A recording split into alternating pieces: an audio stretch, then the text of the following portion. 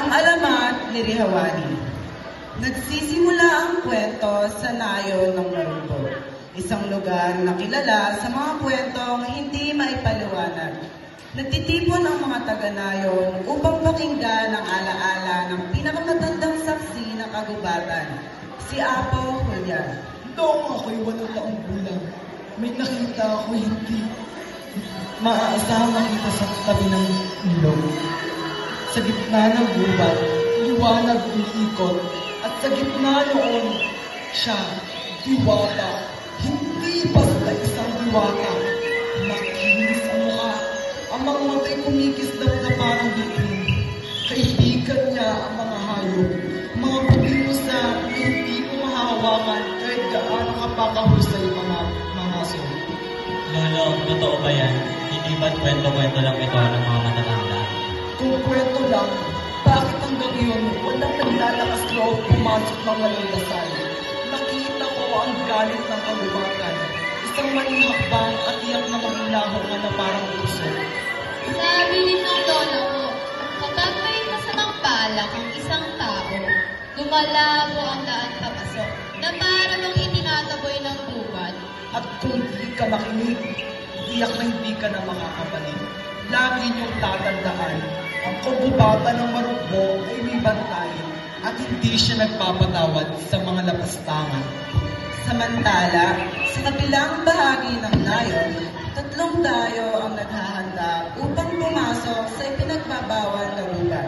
Hindi nila alam na ang bawat yapak na walang paggalang ay gumigising sa kapangyarihang matagal nang natutulog.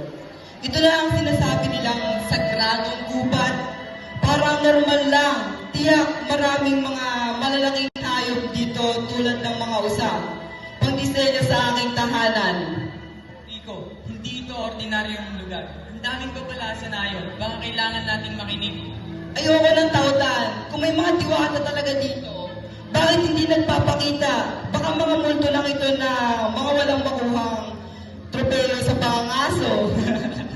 Hindi ito patawan ng bagay. Ang kagubatan may bantay.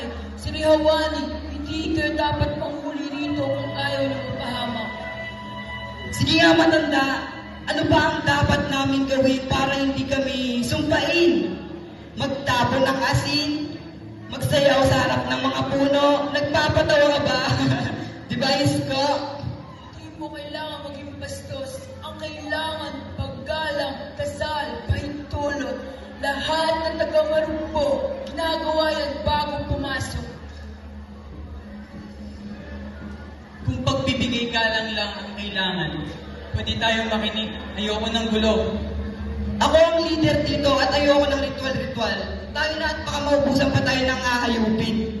Sa pinakamalalim na bahagi ng kagubatan, kung saan ang hangin ay may sariling buhay, naglalakad si Rico, ang pinakamatapang at pinakabastos sa kanilang lahat. At dito, magsisimula ang kanyang kapalarang hindi niya inaakala. Ito na ang sinasabi nilang nakakatakot. Wala man lang ingay, wala rin sumpa. Mga duwag lang ang natatakot dito.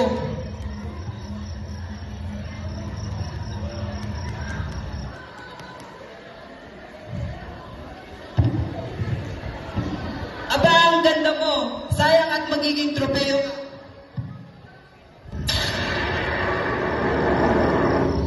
Maswerte ka at hindi ka makakatakbo.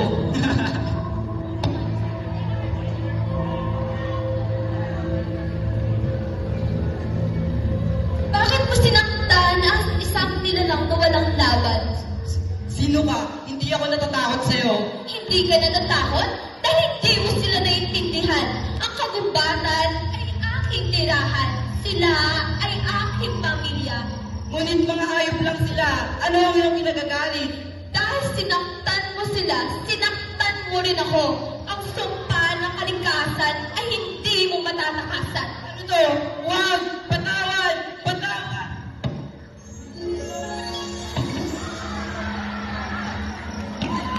Habang lumalalim ang gabi, nagsimulang kabahan sina Bel, Kiko at Matanda. Hindi nila alam na ang hinahanap nilang kaibigan ay hindi na kailanman babalik sa anyong kanila kilala. Rico, sumagot ka. Naririnig mo ba kami? May mali sa lugar na ito. Ang lamig ng simoy ng hangin. Parang may nakatingin sa atin. Dahil may nakatingin na, nandiyan tayo sa sagradong bahagi. Dapat hindi tayo pumasok. Matanda, ano ba talaga ang nangyayari kapag nilabag ang kagubatan? Kung magbibigay galang ka, gagawa ka ng bahagi ng bumbat habang buhay. Hindi. Kailangan natin siyang mahanap. Kailangan. Ito ang resulta ng paglalapastangan. Sa gitna ng sagradong kagubatan, harap-harapan nang makikita ang galing at habag ng Diyosa. Narito si Rihawani, ang bantay, ang tagaprotekta, ang tinig ng kalikasan. At ngayon, haharap ang mga mortal sa hatol na matagal nang nakaukit sa lupa. Mahaba ang buhay ng kalikasan at bawat sugat na ibinibigay nito ay sugat na bumabalik sa tao. Hindi kayo dumating dito upang magpasalamat o humingi ng pahintulot. Dumating kayo upang manahin. Ngunit ang sumpa ay hindi lamang parusa. Ito ay daan para maramdaman ng sakit ng kalikasan. Igalang ang lupa, igalang ang buhay, igalang hindi ninyo pagmamayari. Patawad, Rihawani. Hindi na namin uulitin. Patawad. Kung tunay ang pagsisisi, matututo sa inyong puso, ngunit ang kapalit ng kasalanan ay hindi basta-basta binubura. At mula noon, walang nangangahas na pumunta sa poong na iyon.